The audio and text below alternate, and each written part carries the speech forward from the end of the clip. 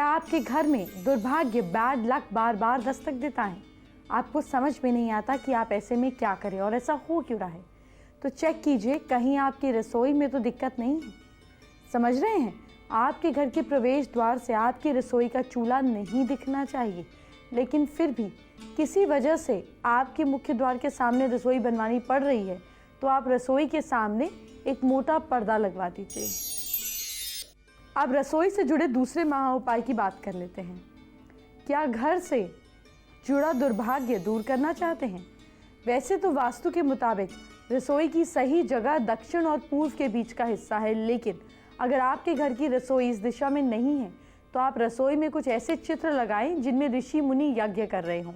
इससे ना सिर्फ आपके घर में आर्थिक तंगी खत्म होगी, बल्कि रसोई का वास्तु दोष भी दूर हो जाएगा। अब रसोई से जुड़ा हुआ आज का तीसरा महा उपाय क्या है, ये जान लीजिए। क्या घर में कलह रहती है? हो सकता है आपके घर की रसोई में दोष हो। रसोई के वास्तु दोष को मिटाने के लिए आप एक तांबे का कलश लें, उसमें आप पंचरत्न को डाल दें। इसके बाद आप इस कलश को रसोई के ईशान कोण यानी कि नॉर्थ ईस्ट डायरेक्शन में स्थापित कर दें। घर की कलह दूर होगी।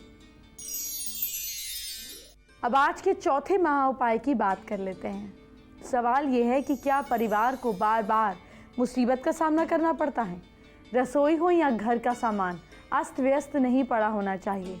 घर पर राहु केतु का बुरा प्रभाव पड़ता है, जिसके कारण घर के सदस्यों को कई तरीके की मुसीबतों का सामना करना पड़ता है। इसीलिए रसोई को हमेशा साफ सुथरा और सेटल रखें। मुसीबतों से पाला कम पड़ेगा।